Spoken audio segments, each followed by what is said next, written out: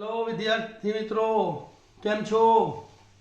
आज આપણે પક્ષીઓના નામ વિશે અભ્યાસ કરીશું। પ્રાણીઓના નામનો વિડિયો જોયો, આજે પક્ષીઓના નામનો અભ્યાસ કરીશું। એટલે પક્ષીઓના નામ પણ તમને અંગ્રેજીમાં પાકા આવડી જશે, એટલે તમારું શબ્દ ભંડોળ ખૂબ સારું થઈ જશે।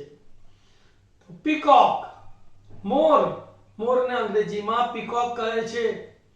PEACOCK, પીકોક એટલે મોર। મોરની વાઇફ છે ઢેલ, બરાબર। તો ઢેલ એટલે પીહેન, PEAHEN, પીહેન એટલે ઢેલ। પોપટ, પોપટને અંગ્રેજીમાં પેરોટ કહે છે। PARROT, પેરોટ એટલે પોપટ।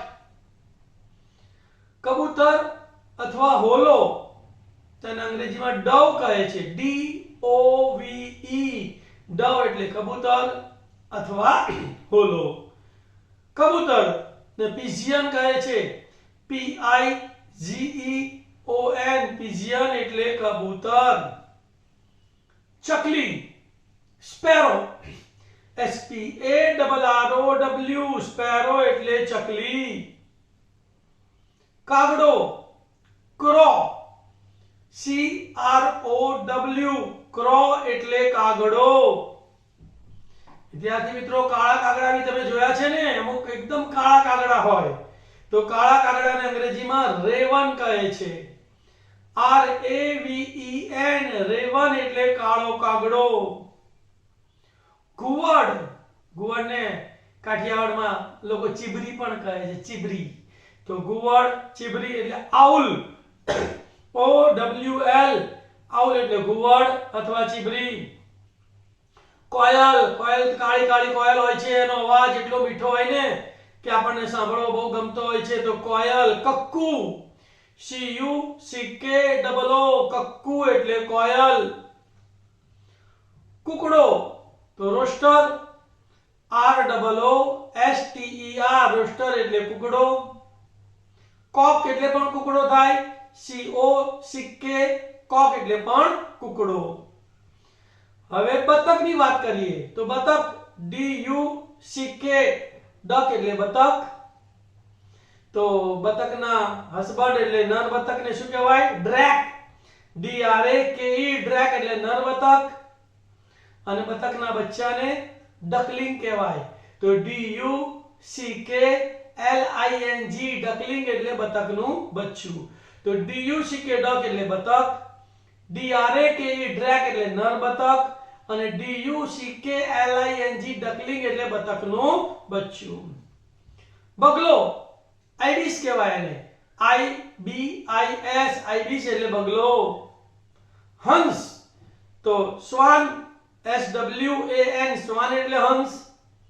ગૂઝ એટલે પણ હંસ, GOOSE, ગૂઝ એટલે હંસ। મરઘી, તો HEN, હેન એટલે મરઘી। મરઘીના હસબન્ડને મરઘો કહેવાય એટલે કોક, COCK, કોક એટલે મરઘો। અને મરઘીના બચ્ચાને ચિકન કહેવાય, તો CHICKEN, ચિકન એટલે મરઘીનું બચ્ચું। તો HEN, હેન એટલે મરઘી, COCK, કોક એટલે મરઘો, CHICKEN, ચિકન એટલે મરઘીનું બચ્ચું। શાહમૃગ, ઓસ્ટ્રીચ, OSTRICH, ઓસ્ટ્રીચ એટલે શાહમૃગ। લક્કડખોદ, લક્કડખોદ તમે બધાએ જોયું હશે, વુડપેકર કહેવાય એને। તો જે ઝાડની અંદર, થડની અંદર કાણા પાડીને બખોલ કરીને અંદર એનો માળો બનાવે છે, તો લક્કડખોદ એટલે વુડપેકર, WOODPECKER, વુડપેકર એટલે લક્કડખોદ। પેગ્વિન, પેગ્વિન એ એન્ટાર્કટિકા ખંડનું પક્ષી છે જે ઉડી નથી શકતું, માત્ર પાણીમાં તરી શકે છે। તો પેગ્વિન, PENGUIN, પેગ્વિન એટલે પેગ્વિન। ફ્લેમિંગો, FLAMINGO, ફ્લેમિંગો એટલે ફ્લેમિંગો। કલકલિયો, ગુજરાતીમાં કલકલિયો કહેવાય, અંગ્રેજીમાં એને કિંગફિશર કહેવાય, KING FISHER કિંગફિશર એટલે કલકલિયો. ગીધ તો વલ્ચર, VULTURE વલ્ચર એટલે ગીધ. આ ગીધ એટલે એ માંસાહારી પક્ષી છે, બરાબર, જેને આપણે મૃત શરીરોને ખાઈને આપણે પૃથ્વીને પણ એ સાફ કરે છે. બાજ તો હોક, HAWK હોક એટલે બાજ, અને બાજને અંગ્રેજીમાં ફાલ્કન પણ કહે છે. તો FALCON ફાલ્કન એટલે પણ બાજ. અબાબિલ સ્વાલો, SWALLOW સ્વાલો એટલે અબાબિલ. દુનિયાનું સૌથી નાનું પક્ષી છે જેને હમિંગ બર્ડ કહેવાય, તો HUMMINGBIRD હેમિંગ બર્ડ એટલે દુનિયાનું સૌથી નાનું પક્ષી હમિંગ બર્ડ. કીવી બર્ડ ન્યુઝીલેન્ડનું આ એ પક્ષી છે. આ પણ ઉડી શકતું નથી, પોપટ જેવું ન્યુઝીલેન્ડનું આ પક્ષી છે જે ઉડી શકતું નથી, અને કીવી બર્ડ કહે છે. KIWIBIRD કીવી બર્ડ ન્યુઝીલેન્ડનું પોપટ જેવું ઉડી ન શકતું પક્ષી.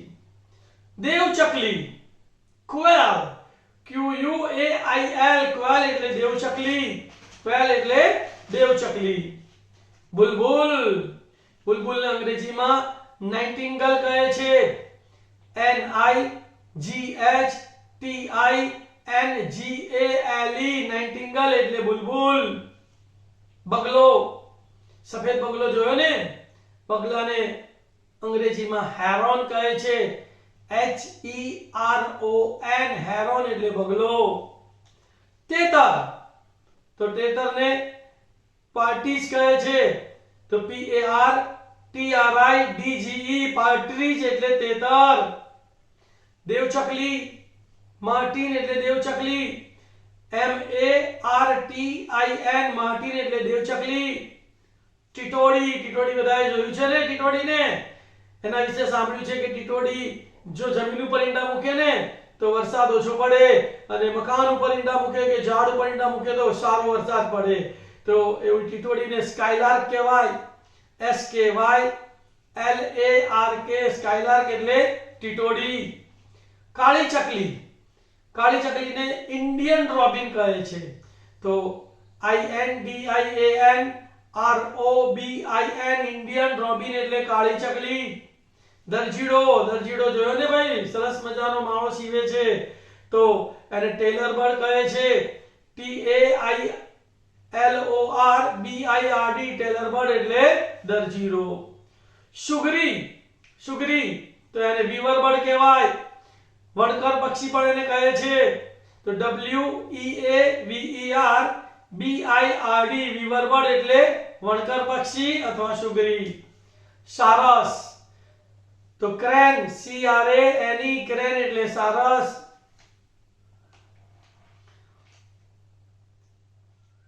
કલગી વાળો પોપટ તો એને કાકાટુઆ કહેવાય, તો COCKATOO કાકાટુઆ એટલે કલગી વાળો પોપટ.